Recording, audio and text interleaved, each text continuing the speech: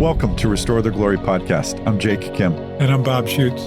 We're two former Catholic therapists who are talking about healing and restoration and everything we've learned in our personal and professional lives. Yeah, we're glad you're with us. All right, Bob, let's get into it. Hey, Bob, good to see you again. We have just come off of a priest retreat, and it's one of the special times of the year because you and I get to be in person together and see each other and have fun and reconnect face to face. And also the events are great. And it's where the cornhole happens. It's where the battles occur. Yeah. We have such a great time there and a great team together. And there are various cornhole matches, but I think the one that you and I have focused on, you've come out on top so much lately. And I almost got you this time. Almost. Just to let everybody know, we were pretty even in the beginning, and then in the middle of the week, you went up 6-2 in games. And it was like, we had one night left. Yes. We had Thursday night left. Yes. And you want to tell some of the story, and then I'll tell some of the story. Yeah. Well, I was feeling great. And then I watched you start playing, and I went, uh-oh, that's the Bob I remember from several years ago. And we used to play, we used to do the events in Tallahassee. And I don't know what it was that you would play so well, and it was virtually impossible to beat you. And it used to be that you would always win. I would rarely, I feel like, come out on top over the course of the series in games. And then we started going to Jacksonville and Chicago, and it's like it's shifted. So I'm just loving lost that. My home field advantage. You did. You lost your the weather or something. I don't know what it is, but then when you got hot and it made me nervous, I actually said internally, oh no, this is Tallahassee Bob. Like Tallahassee Bob's back. So then you come back and tied up 6-6. Yeah, but to start with that, it was we challenged the priest team that won. Yeah, that was actually fun. That's one of our things that we do, because when you and I play on the same team, we typically do fairly well. That's the norm. And we usually cover for one another, but it's not common that we're both playing well at the exact same time. So the tournament just occurred. We always have a priest tournament, and the victorious team was two great priests, and they beat up the rest of the teams pretty bad. They were quite good. Yeah. And so we looked at each other like, we're doing our thing where we take on the winners, and so we did. And I think they had a nice slice of humble pie when they played us. Yeah. So we beat them pretty handily. Anyway, I think it was intimidation. I think they were intimidated by you. So. Yeah, and so then we finished our match for the week right after that. So it's like 8:30 at night, 9 o'clock at night. Yeah, and we just got to get in a few games. And so we probably would have only played a game or two if you would have won, because it would have been impossible for me to catch up. But you got hot. Yeah, and you won 4 in a row.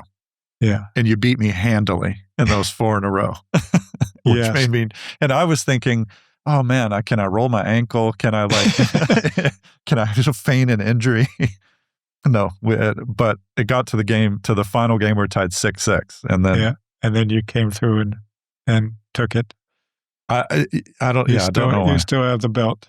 I still have the belt, but it was nervous. So 7-6, that was how it ended. And but it felt so good to play well again, just to... You were, yep, Tallahassee Bob. Yeah, just like 3 in, 4 in, 3 in, 4 in, and you were getting 2 in, 3 in, but enough. Well, there's times I would only get 1 in and 1 or 2 off the board, and you'd get 4 in. And then it was just, I felt like I was caught in a corner in a heavyweight match, and you were just beating me up. And anyway, but I was grateful. It worked out in the end. It worked out for you. I just want to... It made me nervous, though. I want to make sure you keep coming back. I know. I've got to be my strategies. Yeah. So that's just one thing. It's one of the fun things you and I really enjoy doing. And the whole event itself, I mean, I think our listeners know that, a predominant area that you and I collaborate in ministry is priests and bishops ministry. Yeah. And so we do that in various ways. But we do these priest events called Holy Desire. So it's a week-long event, and the priests come. And Bob, there were, it was a great week. It always is a great week. I don't know why, but for some reason, I was really blessed by the homilies that our chaplains gave throughout the course of the week. So teachings were great. All that's great. You, sister, myself, we all present throughout the course of the week. But the homilies this week were very special. Yeah, they really were. It was so much so, I mean, I felt bad, but at the same time, I had to pull up my phone because I wanted to actually remember some of the insights these priests were sharing. It was just gold. And so I just want to give credit to all of the chaplains, because I know some of them listen to the podcast, that the things that we're going to break open in this episode are really their insights. And they were just really amazing and wonderful. So yeah, and I would say it was just a providence in just the way that it unfolded from one to the next, and the way it fit in with the days. And they take the scriptures and then apply their own healing process to the scriptures. So we're not going to reveal any of that. There's some really beautiful things shared in terms of how they were integrating the scriptures with their own healing. But, we'll focus on a couple of the points that are just teaching points. Yeah, they were really valuable. So I have 3 or 4 here, and then there were some questions that we actually had in the panel. And at the end of the episode today, we're gonna answer some of those questions, because we realize these are great questions coming from guys in the trenches doing ministry, but they were asking great questions that I think apply to everybody. So we'll get to some of those at the very end. 3 of those, we'll see how our time goes. But Bob, here was the first one, and it's something that I find myself regularly wanting to talk about and review, and it's the definition of healing. I said it on the week, but there was something in particular that was said in one of the homilies, and there was a nuance made with regard to healing. And so I'll ask the question, I'll change it into the form of a question. So when some of us say, oh, I experienced healing there, or yeah, the Lord touched me, I was healed. One of the things that I think is so important to nuance is, what do we mean by I experienced healing? And so the definition of healing that you came up with, that many of us use and I think is wonderful, is healing is an ongoing encounter with God's love and truth that brings us into wholeness and communion. And the distinction that was made when we were talking about it at this point was, when we talk about healing, are we referring to that, which is communion, ultimately communion, or are we referring to the removal of pain? And I think that nuance, now one can cause and lead to the other, but I think sometimes we always have to be careful in this interest. I think it's just booming interest, appropriately so, in the domain of healing, and that being a fruit of communion, of pain going away. So fruit of communion being pain, the removal of pain or distress or anxiety. But we have to be careful that doesn't become our aim. So, because then we can use God as a means to an end, and the whole healing journey gets convoluted. It's a fruit and not the direction of healing. It's the fruit of healing, not the direction of healing.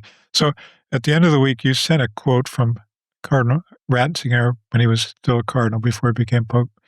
And I just loved it because it summed up the week and it summed up this whole healing journey. And, in effect, he's saying all of us experience a kind of wretchedness because of our broken communion.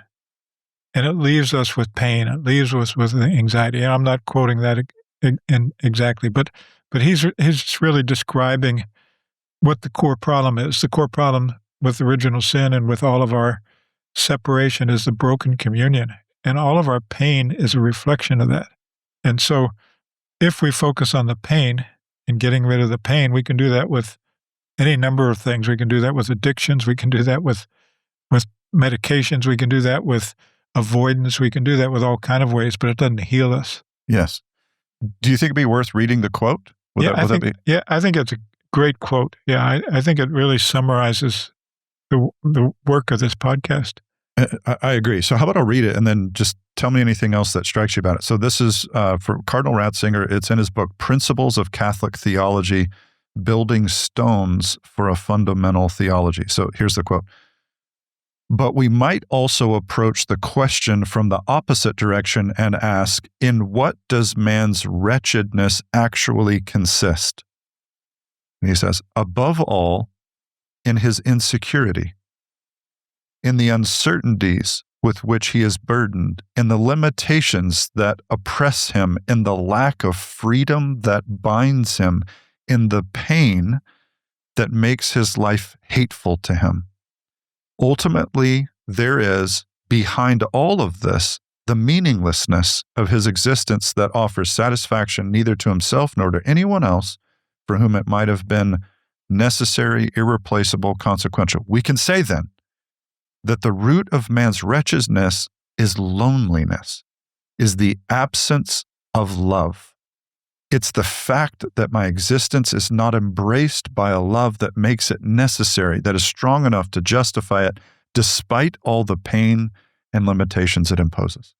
Yeah, what strikes you again, just as you hear it again? Well, what's the root? The root is broken communion. Amen. Right? That's the root. It's broken communion. We lose wholeness, all the rest of the things that he identifies. We lose wholeness because of broken communion.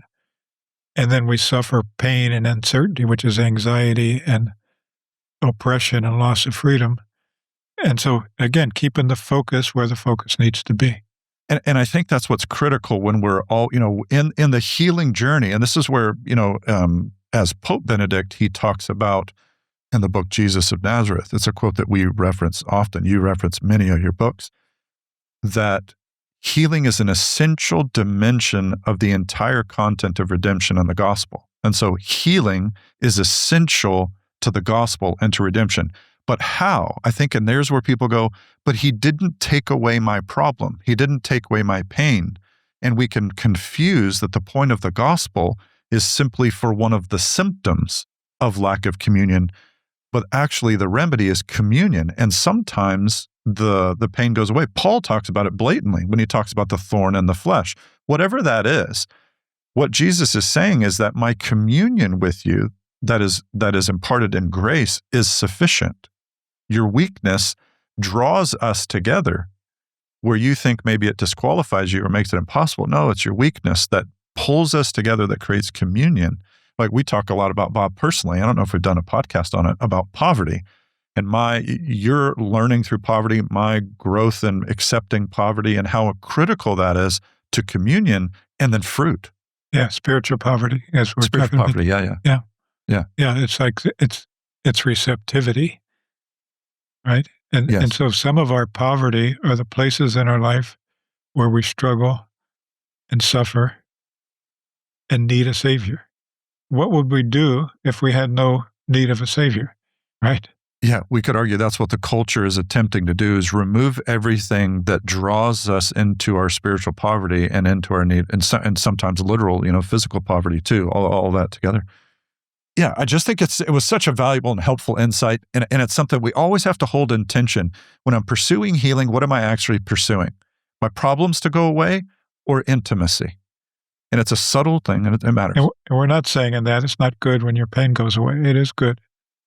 As long as we're not pursuing pain resolution above union with God. Yeah, that's right. That's it. Yeah. Okay, cool. So that was one of the insights that I thought was really cool. All right, here's another one. This one, man, this is like a profound insight. I think I captured the essence of it, and here it is. We cope with wounds by turning our maladaptive response into a virtue. One of the ways that we cope with wounds is by turning our maladaptive response into a virtue. And so we get wounded and the wounds hurt. They are contrary to our nature. They're contrary to our design. They're not good. Sin wounds is how the Catechism puts it. Okay. But one of the things that we can do to react to that is self-reliance is an example of a maladaptive response. And then we turn that maladaptive response into a virtue. Look what I did. I'm a self-made man or whatever. And that complicates the whole thing. Yeah, that quote really spoke to me when I was sitting there in Mass and hearing the homily. It's the nature of inner vows, right? Inner vows, which create ungodly self-reliance, all of them are trying to take a wound and adapt with quote unquote a virtue. It's a false virtue, right? So in my case, when I say I will never divorce, like my parents divorce, or I won't get angry, or, they're vows made out of the pain. that look virtuous, right? And they're made in judgments. And so that's a maladaptive response to the wound because it becomes a false virtue rather than a true virtue. Here's one of the ways that I've seen it in myself and other people. And help me make sure this makes sense, is that you can experience wounds that have become so normal to you, and they're just part of who you are. And they can drive you to feel like you have insights about truth, about the church, about whatever, that are almost like a Gnostic view. Like, the church has never said this, but I really know the church needs to say this. This is really the solution and the answer. And so I'm now championing this insight that I have that the church just has never come to see or realize to this point. And look at this gift I'm giving to the people of God by offering this incredible adaptation of a doctrine or whatever, or a dogma, and not realizing, whoa, it could be the deep driving of a wound. It's a maladaptive response to a wound, thinking that you've got this great insight. And what's funny is, in myself and other people that have noticed this, it's almost without fail. I've yet to encounter where I've got this brilliant thing that kind of contradicts what is told to be true, but I know the answer, that I have a wound right in that spot, a very deep and powerful one. It's almost like that's, I'm going to broaden it out a bit, the Gnostic tendency coming from woundedness that's just normalized. That's really interesting. I think Gnosticism, for those who don't know, is that I've got special knowledge. It's almost always connected to Pelagianism, which is, I'm going to save myself. Right? And so one has to do with my will and one has to do with my understanding, right? But I'm going to save myself by knowing better than everybody else, better than what God knows, what's good, better than what the church knows. And it ultimately comes, I think, from a belief that healing isn't possible here. Yeah. It feels so impossible for this to be transformed in my life that the external voice that tells me that isn't okay has to be silenced, because otherwise I'm perpetually broken and in shame. And so I've got to adapt the thing that's external to me saying that's not okay, because I don't actually believe healing can occur. And then if I justify that, there's my maladaptive response. Then now all of a sudden, look at this gift I'm giving to everyone. I'm getting everybody off the hook, right? Like, we don't have to believe anymore, right? It was too ridiculous, this faith thing. Yeah. Wow, we got to be careful there. Yeah, and as you spoke often when you spoke during the week, about all comes back to trust. It all comes back to trust and surrender. Am I willing to be saved versus am I going to try to save myself? It's so subtle. So here it is again. We cope with wounds by turning our maladaptive response into a virtue. We love the response, or we glorify our maladaptive response, and that's a way of coping with the pain of the virtue. Any other insights there you think are worth sharing, or feel okay to move on? I think we hit that. Yep. Okay, cool. Here's a third insight. It was a visual, so I'll try to describe the visual. But man, it was such a really cool understanding. So the whole week's called Holy Desire, and one of the things that we talk about on the week is disordered desire. And so you've got these disordered longings and how they manifest in your life. And so this was the insight. The downward pressure, so like imagine this downward pressure of vows and wounds, they meet the upward movement of holy desire. So you've got downward pressure of wounds and vows, and you've got the upward movement of holy desire. And then that takes your desires and makes them go sideways. Which are disordered desires. Which is a disorder. So you've got these sideways desires. You're like, what is going on? Why is that the case? Well, where's this coming from? Well, I have holy desires, upward moving, but I have vows, things I've said to myself I can't do, I have to do, always have to do, and I have wounds and lies, and all those things are pushing down against holy desires, and it makes sideways disordered desire. It was such a neat insight. That is a great insight. And Yeah, to just put this into context, we've talked about it on previous episodes about how behind our disordered desires are holy desires and unmet needs and unhealed wounds, patterns of sin, hidden patterns of sin. And so the holy desires are what lead us up out of ourselves into healthy communion with God and with other people. Those are our holy desires. Our wounds and our vows and our judgments and our identity lies are what put a cap on our desires, put a cap on our longing for relationship. We've talked about love bonds versus fear bonds. So the holy desires are love bonds.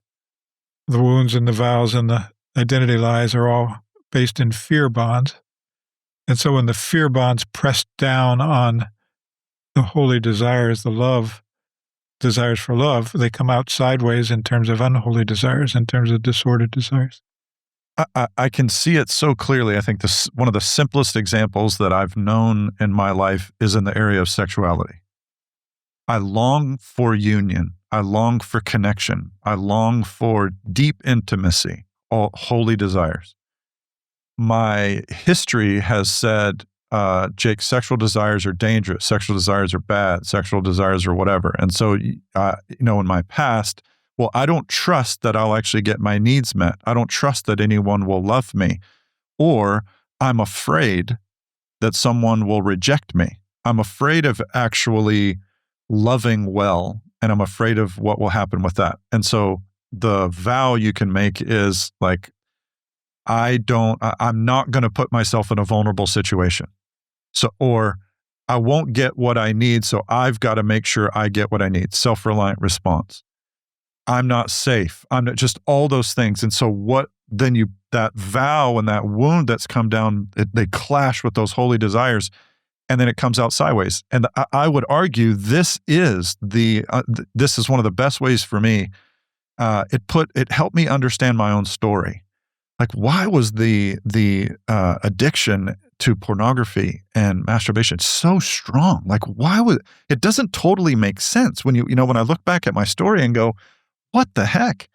But when you understand the power of holy desires met with wounds and vows, oh man, it makes a ton of sense. I can't, the deep belief is no one will love me, so I have to love myself. So it comes out sideways. Yep. And I can't have that true communion that my heart longs for. So let me grasp at the artificial images of communion. Yes.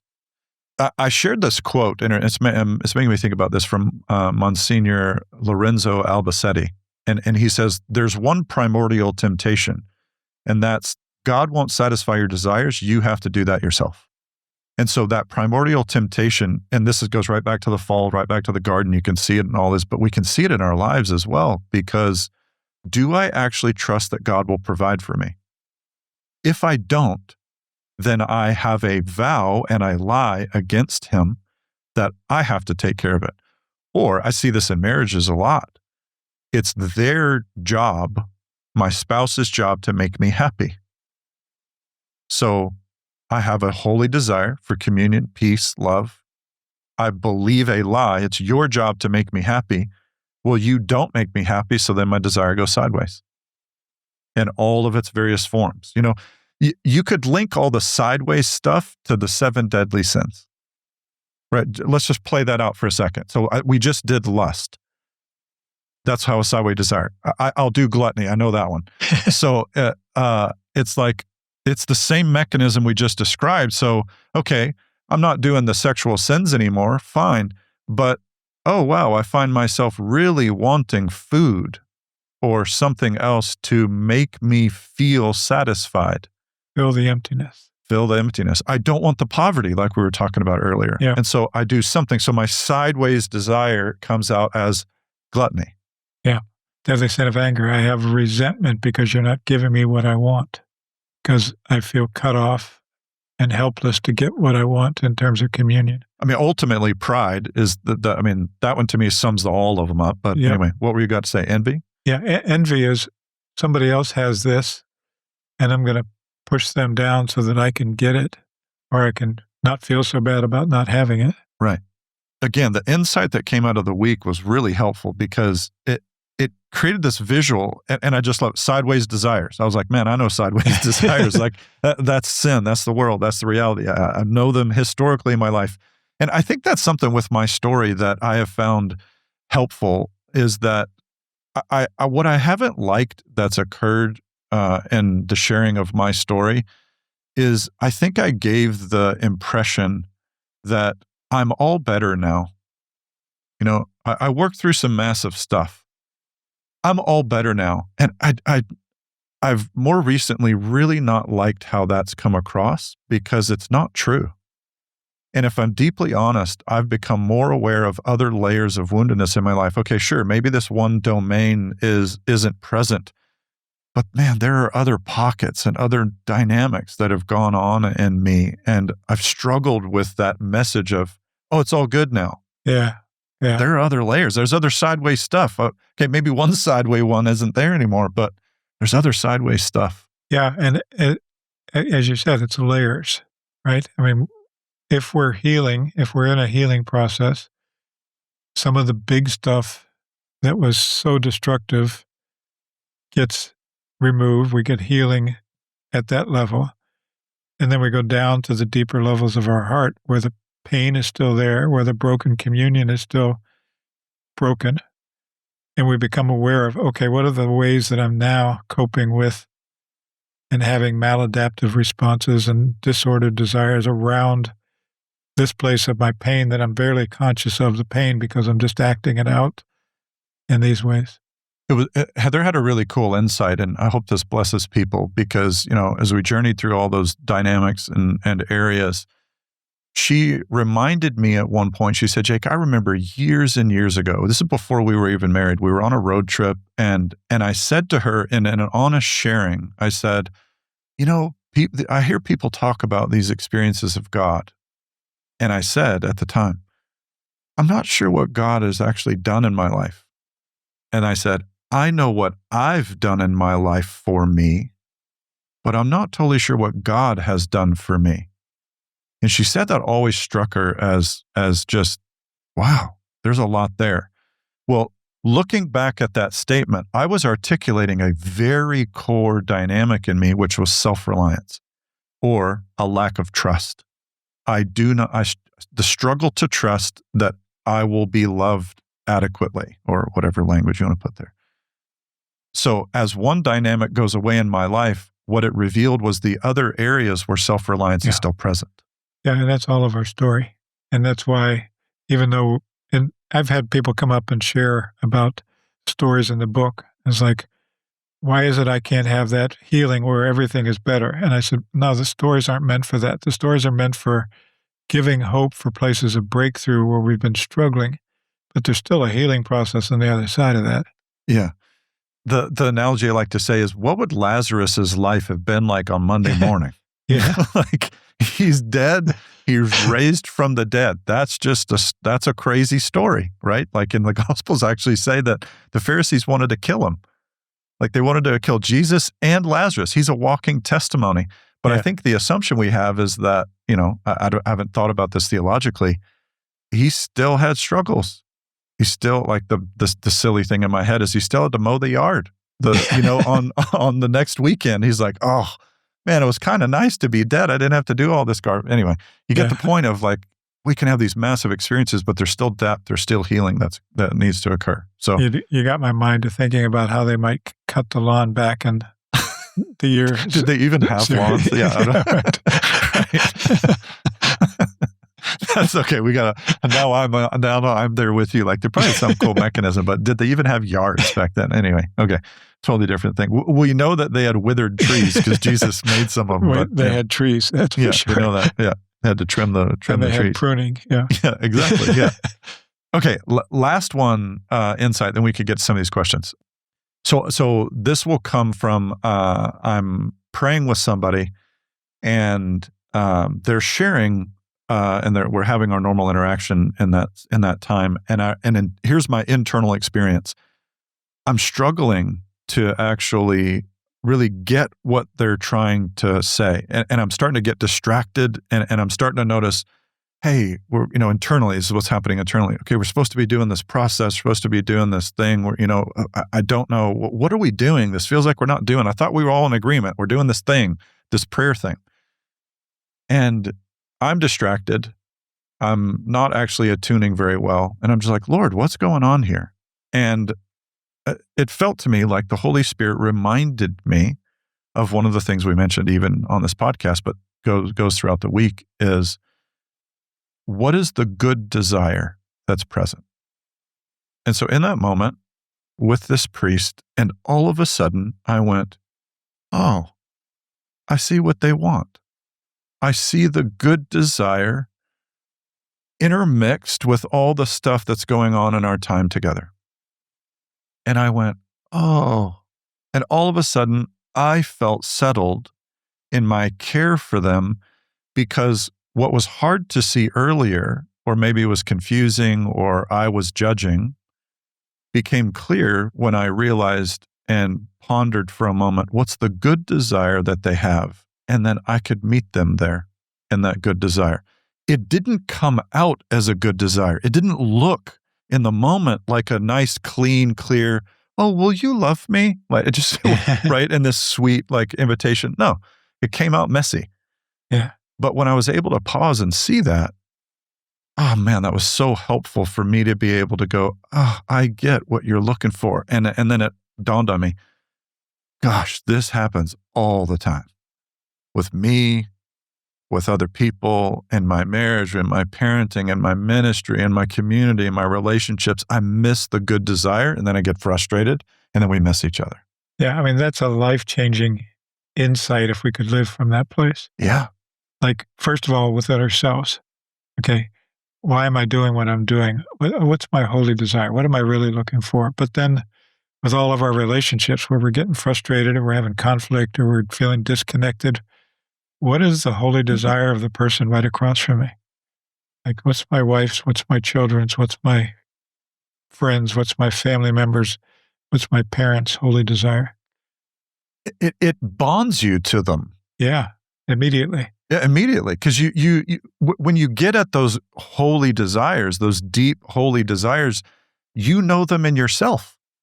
It might not come out, the sideways way that it manifests. We all have our sideways ways that our desires come out. So we just talked about. But when I can trace it back to the holy desire, you go, I get that. There's nothing in the world wrong with wanting that. Oh my gosh, now I know how to engage you, and I can maybe actually respond to your holy desire instead of the sideways desire. Yeah, instead of the maladaptive behaviors. Right? Yeah. Man, it's like, that's love, right? Yeah, that is love. Love right. is seeing the good in the other and desiring it and knowing it. And, just one of the things, I think people can get the Holy Desire workbook. We don't have the videos for them available. I think people can get it on the online if they want to do this. But one of the things that I did when I redid the workbook is I began to see the connection between our human needs and the wounds. And so it was really helpful to be able to see them connected. Like, all of us need love. We feel rejected when we don't experience love. All of us need affirmation. We feel shame when we don't receive it. All of us need belonging. We feel abandonment when we don't have it, and on and on and on and on. And so what you just talked about is being able to see the need of the person as a holy desire. Like, this is good. God created this. That section in the workbook to me is brilliant, and it's a simple chart, right, where you've linked all these things together with the deadly wounds and the holy desires, and it's like this brilliant. I think it's brilliant because we notice the graspiness of abandonment. And so there's almost one more stage, right? It's sometimes not even clear that we see abandonment, let alone see the desire for connection. But we see the messy manifestation of abandonment. And so there's a twofold process of going, whoa. And sometimes you go right by the deadly wound to get right to the holy desire. I find that easier to do sometimes. It's like, in some ways in my mind, it's like the opposite game, Or I'm trying to just listen and go, what is the good thing they're looking for? And so maybe somebody always has to be the center of attention, and it drives you crazy. And you sit there and go, every time we get in this situation, they have to take it over. Like, would you shut up? But if we pause and go, what's the holy desire that they're actually longing for? It could be this deep ache to be seen, to be received, to be acknowledged as good. And I don't know about you, I have enough evidence in working with people. There's always a story there. Yep. Yeah. Always a story. A story where the wounds start to make sense, and then you see the messy, graspy ways that this holy desire comes out, the sideways way. Anything else? We'll go on to questions here. No. Let's go on to the questions. Okay, cool. So 3 questions. First one was a really good question we got on the weekend, and we wanted to bring it over here to the podcast. And then we're going to do 2 that we actually didn't get to on the weekend, and that we want to answer for everybody. So the first one was, okay, so we're doing all this healing work. This is my version of the question. We're doing all this healing work, and that's great. It's good. It's necessary. But it seems like if we're not careful, we can start to have our woundedness excuse our sin. And then culpability for sin seems to almost go nil, where there's no culpability for sin. So how do we balance and integrate the reality of wounds, but we're still culpable for sin? So, yep. That's, I think, a really good question. And sometimes when we're presenting the trees with the sin on the top and the deadly sins, and then the wound down the bottom and the vows, that people will say, well, you're excusing sin. No, we're not excusing sin. Purpose of the trees is to do what the saint Julian of Norwich, when God sees our sin, he sees pain in us. The purpose of identifying the wounds underlying the sins is to have the heart of God for us and for each other. Because otherwise we live constantly in the shame of our sins and in the rejection and judgment of others in their sin. And so the purpose of understanding is to understand. I mean, it gives us the grace to understand and have compassion for another and for ourselves, which is invaluable to healing because we move from judgment to love. But it doesn't lessen our responsibility. We can both be wounded in the same way, and we can sin in completely different ways in response to that, right? It makes sense the ways that we each might sin and what we're looking for. But each of us is responsible for our sin, for the choices that we make, for the beliefs that we have, for the vows that we made.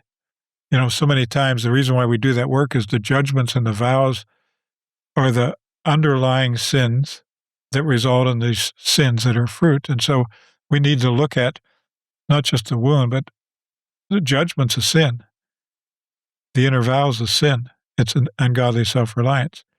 The rest of it is a fruit of that. So if we can look at the deeper places where where the sin is rooted, we can have more freedom to overcome it. Whereas if we're just confessing the sin and aren't able to change anything there because we haven't gotten down to the roots, then we keep being responsible, but also helpless in a certain sense because we're continuing to do what I don't want to do and do the thing that I hate. Yes. The quote that's in the workbook as well from St. John Chrysostom talks about, in particular, he's addressing confession, and he says, not enough that the sin has been pardoned. This is actually from the Catechism of the Council of Trent. Not enough that the sin has been pardoned, but the wound must also be healed. And so what I love about that, if you look at it, now the tree is essentially the concept of the analogy of the tree that you use in the workbook is basically helping us see the whole of the person, of which sin is a part of this dynamic that's going on in the heart. And so if I believe a lie, and I believe identity lies, made judgments towards other people, and made vows, I've adapted, I've taken matters into my own hands about how I'm going to find life. But those tendencies often have come from experiences because we've learned a way that things work. And that's the value of formation. That's, you can't deny what's happened to a person. It matters. Yep. And so the church is sensitive to this. And this is why culpability is even a concept that we reflect on. And so you can have a range of culpability. You could be less culpable for something because of the absolute magnitude of wounds that you have experienced, but there's still a yes. There's still a yes on our part. That's where the will still gets involved. So no, if the will's not involved, there's no sin. And so the distinction there is our will could be weakened, but even that is our responsibility to address. And we touched on it on the on the week, which I think was really helpful. And something I like to nuance a lot is healing of wounds doesn't automatically mean maturity occurs. There's still the training and freedom, self-possession, self-mastery, the training and freedom, which John Paul II says specifically in Pastoris Dabei Vobis, is still required even when the wounds are being addressed and healed. So it's a both and. So the question's so valuable because it helps us nuance these things. What else? And the opposite of the deadly sins are the virtues, the true virtues, not the maladaptive virtues. And so we have responsibility to choose virtue and reject sin. And that's in our will. Yes. The same dynamic, the compendium of the social doctrine of the Catholic Church talks about the twofold wound of sin. It wounds the sinner and it wounds the victim of the sin. And both of those wounds have to be addressed. And I found that to be deeply insightful, and it's honoring this holistic vision of the human person with regard to sin. We're made in a particular way, and that's our nature. And when we don't honor our nature or the nature of another, a wound occurs. We still cooperate or don't cooperate. So you can kind of have the analogy would be, can you still run a marathon with a broken leg? Yeah, it'll just take you longer. And hurt a lot more. It'll hurt a lot more, right? Right.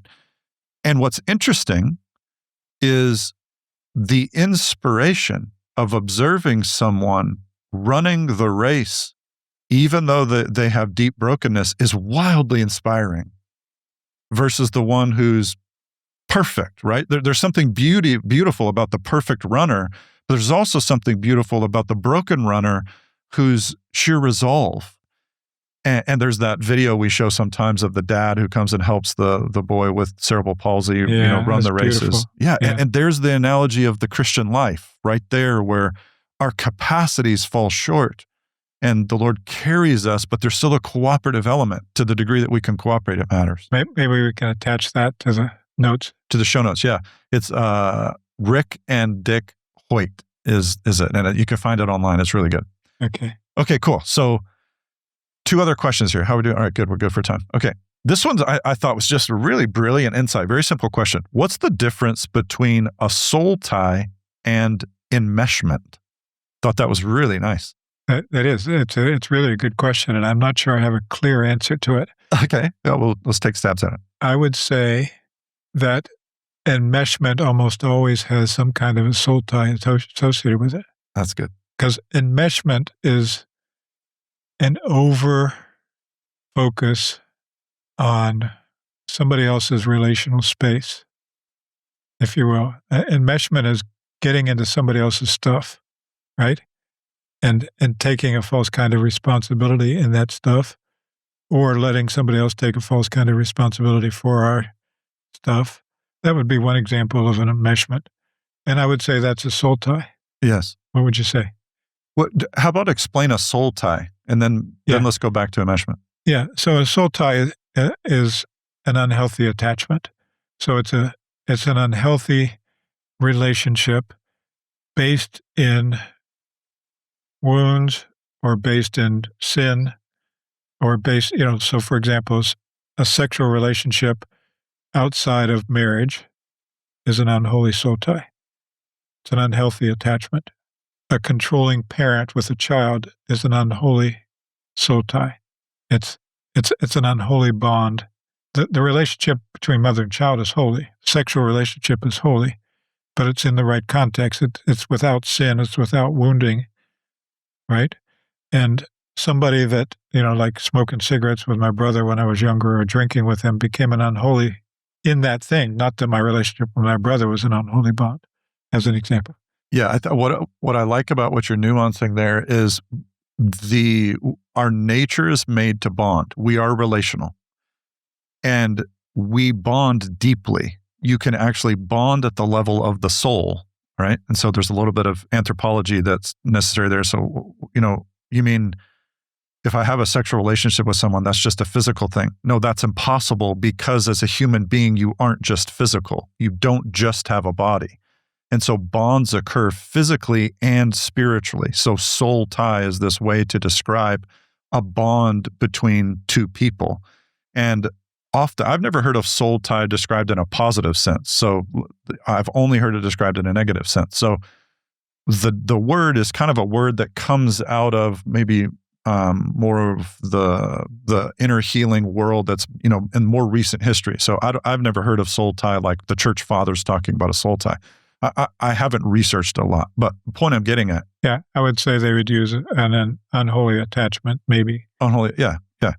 So Augustine would have had a soul tie when he had extramarital relationship, of which he had a child. And so what is going on there is this bond that occurred contrary to our nature, and it bonds you to someone in a way that you were never meant to be bonded to someone, and that bond has an effect. And so you need to address the effect of the bond. So in a spiritual way, it's like you can get hooked into one another. And it's quite simple to address, because the authority that's required to address it is just the person who made the bond breaking the bond. But what's subtle and what the enemy doesn't want us to realize is that you can do something about the bond. So here's an example, right? You find yourself thinking about somebody a lot, and they're not a person, who you have, it's like your neighbor or something. And you're all of a sudden thinking about your neighbor a ton, and all of a sudden your relationship grows, and then maybe there's lines crossed or an affair occurs, and then you can't stop thinking about them. Those are all signs of a soul tie.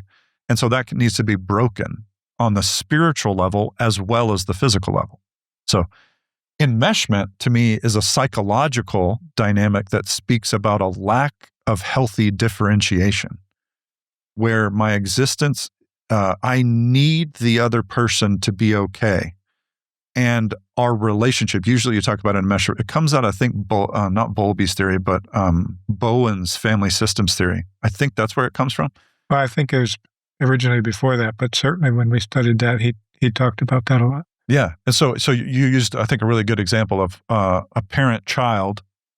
And it's like the child can't function without the parent, and the parent cannot function without the child. They grow up with that. And then you've got a 30-year-old man who can't make decisions unless his mom helps him make them. And the mom can't function unless she's deeply connected to the son. That would be an example of enmeshment, because a healthy differentiation where you grew and became your own person didn't occur. You're way too much into each other's business. Yeah. Let me use my own family story, which I've shared some about before. So I don't think there was really obvious enmeshment in my family until my dad left. And then it ripped open a wound in my mom, which was a wound of abandonment from her infancy. And as that was ripped open, and each of us experienced the abandonment of my dad leaving, I look back now and I see an enmeshment that took place. And particularly, one of the things that I have constantly worked out in my own healing process is breaking that false sense of responsibility for others' emotional needs. And I took that on, again, to go back to the other question, I took it on as a maladaptive virtue of being what my dad wasn't for my mom, or being what my dad wasn't for my brothers and sisters, some of my brothers and sisters, the younger ones, which put me in an unhealthy position that I'm still unraveling today. I've made progress, but it's affected my relationship as a therapist. It's affected my relationship as a sibling. It's affected my relationship as a son with my mother. And, to some extent, it affects me as a parent and a grandparent, but it affected much less in that realm than it did in my family of origin. And so there was an enmeshment there and unholy soul ties that developed out of that had to break apart. And that breaking apart has been painful in some ways because it gets everybody in touch with the abandonment. Bob, I appreciate you sharing that. That's such a nice, clear example of how unhealthy enmeshment and unholy soul ties, and how all of that comes together and how it presented in your life, like false responsibility for people. You just learned to relate to people with an enmeshed style or in an enmeshed way. And you thought, well, this is normal. And a lot of that's not your fault. It's not like you didn't, you were too young, you didn't know any better. But as you grew in a relationship with the Lord, as you grew in your understanding of human beings, you're like, whoa, something's up here. And it's subtle because it's all you knew, right? But it was sure affecting you. It's a really nice example. Yeah, it's affecting me to this day. Yeah, and thanks be to God, the journey continues. So, and what's weird is it can feel unloving, right? There's the hook, I think, with enmeshment, which is, oh, well, you're pushing me away. How's that loving? That's not loving. Well, there's a holy and healthy differentiation where my identity and personhood is unique and it is only dependent on my relationship with God. Like we mature into that place. We're always dependent, but we become, instead of codependent, interdependent. And those nuances matter. That's the process of maturation. Okay, really good. How about let's hit this last one? So we'll see how quick it'll be. In the healing journey, is there benefit in sharing my wounds, my journey with my parents who were part of my woundedness? And the question is helpful here because it says not to shame them or make them upset or attack them, but to try to facilitate healing. Is there a place for this? That's a great question. And there was a priest that came on, he probably listens to our podcast, but a priest that came on several times ago, and he was right in the middle of dealing with a real intense, painful memories with his parents. And it started off with, Sister Miriam talks a lot about honesty and honoring. Like we need to be honest and honor our parents both at the same time, but not necessarily with them immediately. So in this process, he's going through the process of being honest with himself and sharing that with a therapist, sharing that in the healing process, and honoring his parents, but at the same time recognizing there was a lot of anger that was there, there was a lot of hurt that was there was a lot of judgment that was there, so he's working through all that. And so a while after being on the retreat, he reached out and he said, I'm wondering if it's time to share it with my parents. And so he was going through this whole discernment process of, okay, what's my motive? Okay, am I one to put myself in place of victim? Am I one to blame them? He had gotten enough healing to recognize that. And then the other side of it, are they going to reject me if I share this with them? Are they going to deny it? And what's going to happen to our relationship? So there's all of that on both sides that needs to be a part of the discernment. What I would say, and you probably have things to round this up, but I would say if you can share it with them, with most of the anger that you've already dealt with resolved so that you can share it with love and without judgment, and you can do it for their good as well as your good.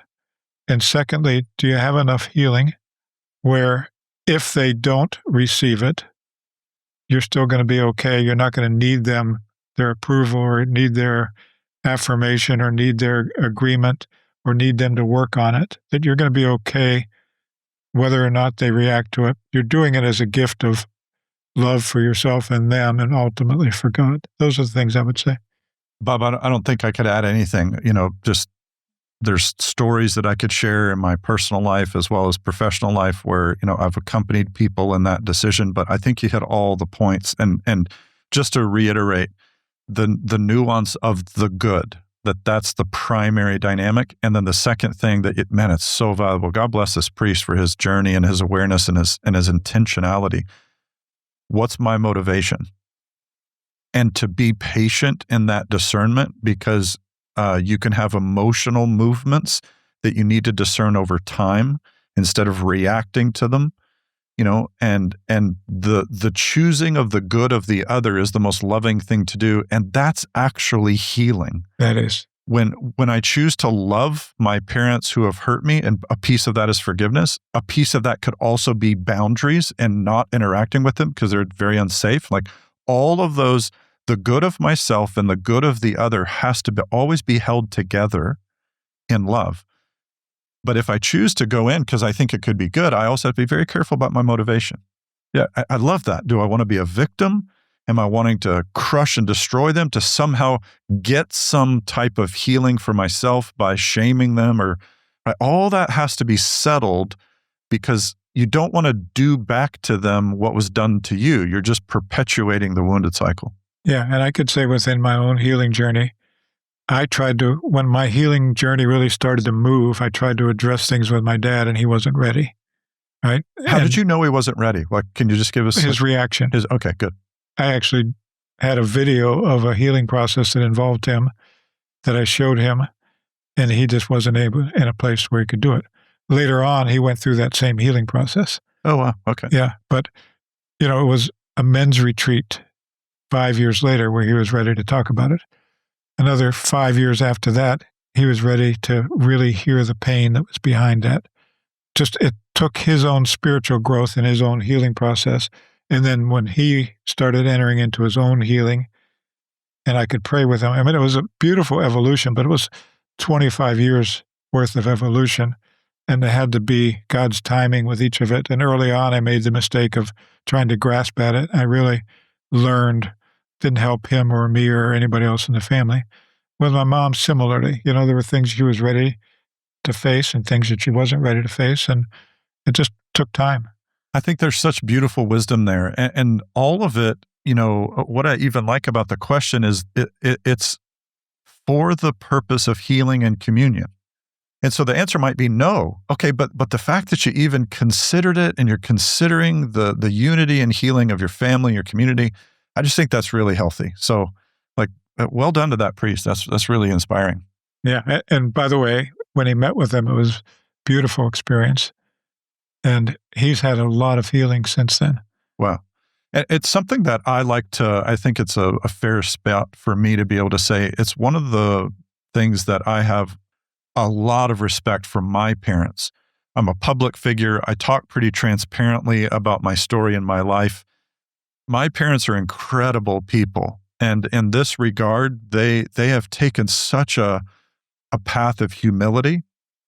And we've had numerous conversations, many conversations, some very deep and painful conversations of navigating and working through these things. And so I just want to applaud the parent, right? When you're the one who's being approached for, hey, you hurt me and you wounded me.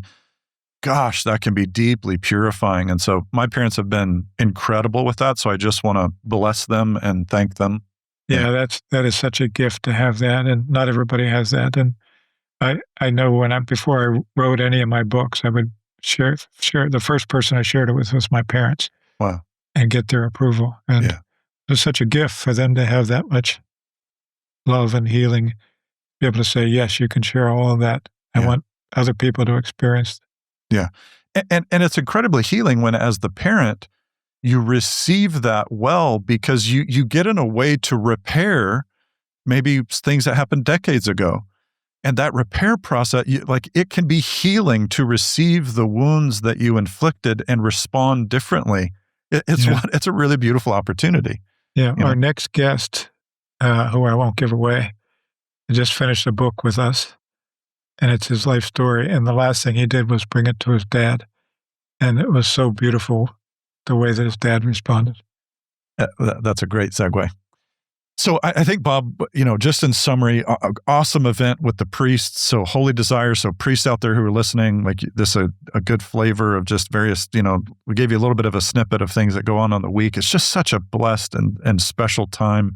And Bob, cool insight too, that the workbook might be available. So that would be on your guys' website. We'll put that in the link in the show notes so it's possible that even, listeners who aren't priests could go and check out that workbook. And there is so much gold in that workbook to go through. And we go through the workbook. I've committed to going through the workbook again in my prayer time.